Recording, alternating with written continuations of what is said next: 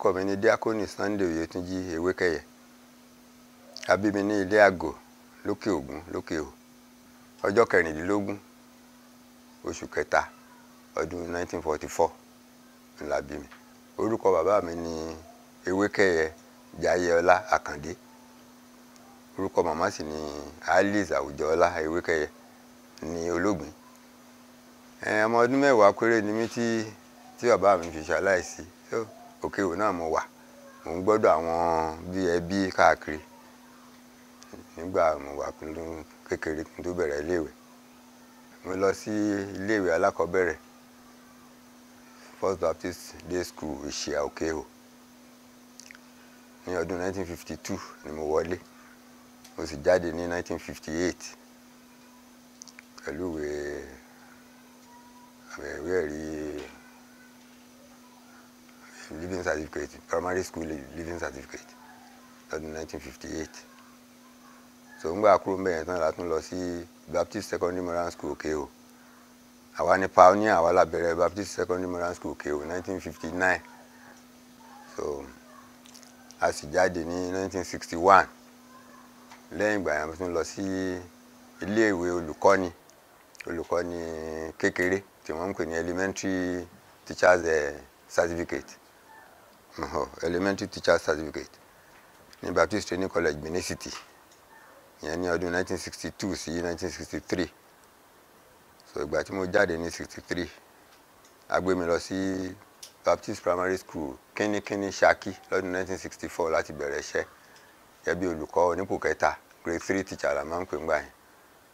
So mo sì ṣe eléyẹn títí fún bí ọdún 8 kí n tó ṣe tún lọ fún teachers higher elementary 1972 ní Baptist Training College Ẹdẹ lọ́dún 1972 sí 1973.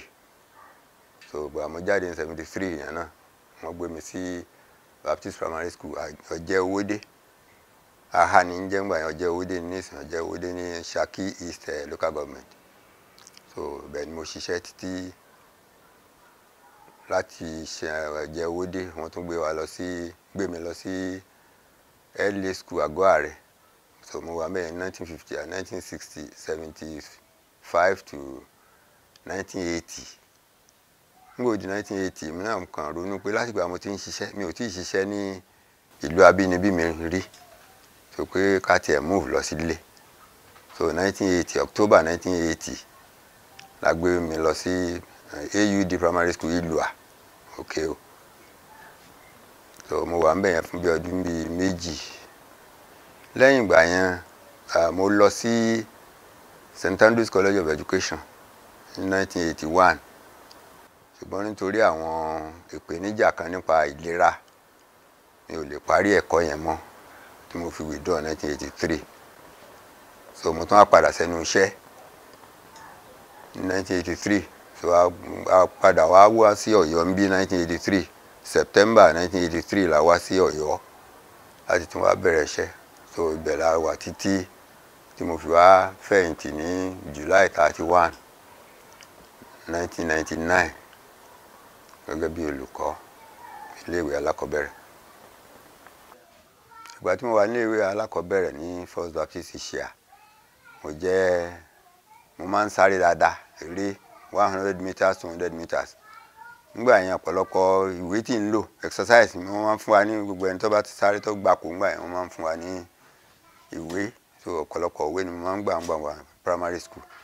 Ìgbà mo ti dé modern school náà, a dá tíìmù yẹn lẹ̀ nítorí mo kéré ní stature. So mosquito team, èmi ni captain mosquito team yẹn láti 1959 dé 1961. So mo gbá bọ́ọ̀lù dáadáa. Ìgbà mo lọ college náà, grade 3 college, mo máa ń gbá bọ́ọ̀lù, mo sì ń sáré. Bẹ́ẹ̀ náà ní iléèwé grade 2 teachers college, mo máa ń sáré. Activity mi ò ju à ń lọ ilé Ọlọ́run náà lọ gbogbo lọ fún ètò àárín ọ̀sẹ̀, ìpàdé àdúrà, ọkùnrin onírere, Bible study. Gbogbo eléyẹn la sì ń ṣe lọ́wọ́lọ́wọ́. Ọlọ́run pèsè ọmọ 5 fún mi, obìnrin kan, ọkùnrin 4. Mojísọ́lá Ayọ̀délé, Olúwafẹ́mi Adébímpé Ewékẹyẹ, Tolúlọpẹ́ Olúwaṣeun Àkàndé Ewékẹyẹ, Ọlọ́run tóbi Ọpẹ́yẹmí Àtàndá Ewékẹyẹ, Ọláolúwa Títílọpẹ́ Adétúnjí Ewékẹyẹ. Ọjọ́ kìíní ọdún 1975 ni mo gbé Abigail Jọládé Ọ̀jẹ́lẹ́yẹ níyàwó tó fi di Ewékẹyẹ. Ọjọ́ kìíní 1975. Ọdún 1973 nígbà mo kúrò ní kọ́lẹ́ẹ̀jì onípò kejì, Grade 2 Teachers College, lájọ pàdé ní Ọ̀jẹ́ Owódé. So gẹ́gẹ́ bí 73 yẹn náà la ríra tá a mọ́ra ká, but 75 la ṣègbéyàwó ọjọ́ kìíní ọjọ́ kìíní 1975 la ṣe ìgbéyàwó. Lẹ́yìn ìgbà tá a ṣègbéyàwó, a kúrò ní Ọ̀jẹ́ Owódé yẹn 1975 wá sí Àgọ́ Ààrẹ. So Àgọ́ Ààrẹ ni àwa méjèèjì wà ní 1975. wọ́n ń gbọ́ di 1980 a darí wá sí Kájọlà láti pé káwa náà ṣiṣẹ́ ní ìlú abínibí wa, ṣùgbọ́n ìlú àná lèmi wà, àwọn ọmọ àtìyàwó wà ní Ìlérò.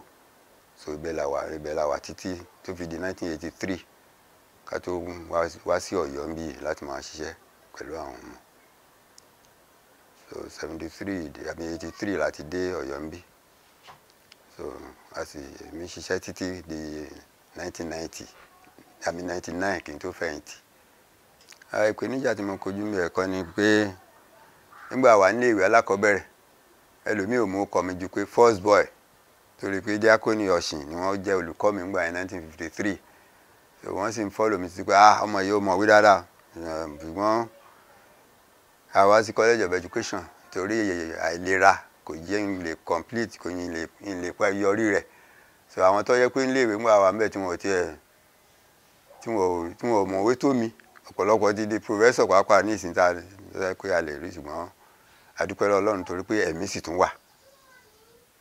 Ìpèníjà tó máa ń rò lẹ́ẹ̀kọ̀ọ̀kan ni máa rò pé pẹ̀lú bí mo ṣe bẹ̀rẹ̀ láti bẹ̀rẹ̀, ìgbà wá dáàrin kan ó dàbí pé nǹkan wá fẹ́ mẹ́hẹ̀ díẹ̀, ṣùgbọ́n a dúpẹ́ lọ́wọ́ Ọlọ́run pé Ọlọ́run ní ètò fún ìgbé ayé. Lẹ́nu iṣẹ́ ó dàbí pé gbogbo bí tí mò ń ṣiṣẹ́ mi ò sábà bí káyọ̀jà àwọn tá a ti jọ ṣiṣẹ́ rí láyé Grade 3 tá a tún jọ pàdé. So kò sí wàhálà fún mi, ní wàhálà ńgbà tí ń ṣe bí mo wà lẹ́nu iṣẹ́. Ó kàn jẹ́ pé ńgbà wà lẹ́nu iṣẹ́ ìpèníjà díẹ̀ tó wà ní pé báwọn èèyàn ṣe ẹ̀mí táwọn èèyàn fi ń ṣiṣẹ́ kì í tẹ́ èmi lọ́rùn, tí màá fojú wò pé ìgbàgbọ́ yẹ kó hàn nínú iṣẹ́ wa. Pé ẹlòmíì náà tó jẹ́ alága ẹgbẹ́ obìnrin, tó jẹ́ director Lydia GA, ṣùgbọ́n nǹkan míì tí wọ́n máa ṣe níléèwé kò ní tẹ́yàn lọ́rùn. Ṣùgbọ́n téèyàn bá ń sọ, ẹlòmíì máa pé pípẹ́ tí mo pẹ́ wá síléèwé nígbà téèyàn kúkú wà nípò à ń tọ́mọdé mọ́ ni ọ̀jẹ̀ mọ̀, sí ọ̀pọ̀lọpọ̀ bẹ́yẹn. Ṣùgbọ́n nígbà tá à ń fẹ̀yìntì, ọ̀pọ̀lọpọ̀ make confessional statement pé bàbá a rò pé bóyá ẹ níkà ni. Tí wọ́n bá ń sọ fún wa pé àwa náà wá rí i pé gẹ́gẹ́ bí ó yẹ kí gbàgbọ́ máa hàn lẹ́nu iṣẹ́. So ọ̀pọ̀lọpọ̀ nínú wọn ní ìsìn láti wá tún jọ dọ̀rẹ́ dáadáa. So ìpèníjà tó wà mí ni pé ó ti le mọ́ bàbá yẹn jù, ó ti ṣe jù wọ́n. Nígbà tí gbàgbọ́ ń yé gbogbo wa náà àtàwọn tá à ń sọ fún náà, wọ́n rí i pé kì í ṣe pé bóyá a fẹ́ máa dà wọ́n láàmú, bí kò ṣe pé iṣẹ́ wọn má bàjẹ́.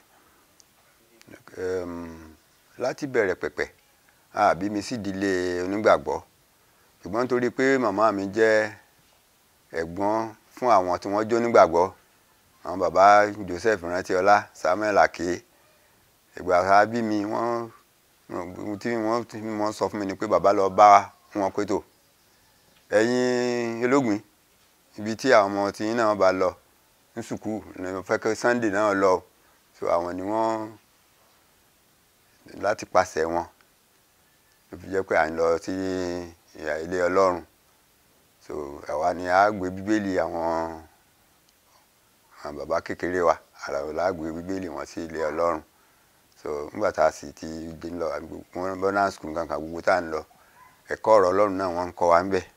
Débi pé mo rántí pé 1960 ni mo ṣe ìtẹ̀bọmi tí Reverend Fraser tí ó jẹ́ aṣiṣẹ́ kiri association Òkèhò nígbà yẹn. So modern school Òkèhò 1960 ni mo ti ṣe ìtẹ̀bọmi. So nígbà tí lọ college mo ti àtúnjẹ́ pé gbogbo iléèwé tí mo lọ Baptist ni, gbogbo ẹ̀kọ́ akọrin ètò kọ́ni ní nǹkan kan Sunday school gbogbo ẹ̀ ni wọ́n fi ń kọ́ wa ńgbà yẹn so ó wá mọ́ wa la jíjáde tá a jáde kò ṣòro fún wa láti tẹ̀síwájú débi pé ńgbà mo wà nílùú Ṣakí èmi náà ṣe ẹgbẹ́ akọrin àbí ọ̀gá ẹgbẹ́ akọrin fọ́dún 5 ẹ pé nígbà mo tún dé Ìṣẹ́yìn náà Findlay àtún ṣe ẹgbẹ́ akọrin 1971 so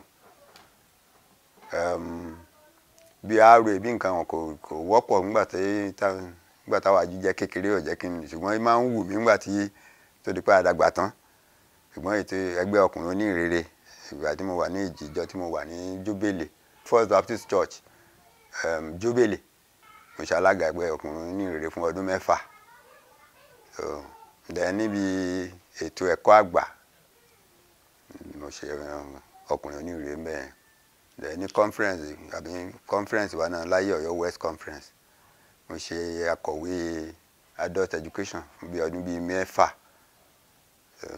bákan náà lọ́yọ̀ kó tó di pa move lọ sí Jóbélé ṣe akọ̀wé diakoni fún bí ọdún bíi 7 nílùú Ọ̀yọ́ so nípa ìsìn sí Ọlọ́run ó rọ̀ mí lọ́rùn láti máa tẹ̀síwájú títí di àkókò yìí náà àti ìsinmi àti tún tẹ̀síwájú náà gẹ́gẹ́ bí diakoni nínú ìjọ Ọlọ́run.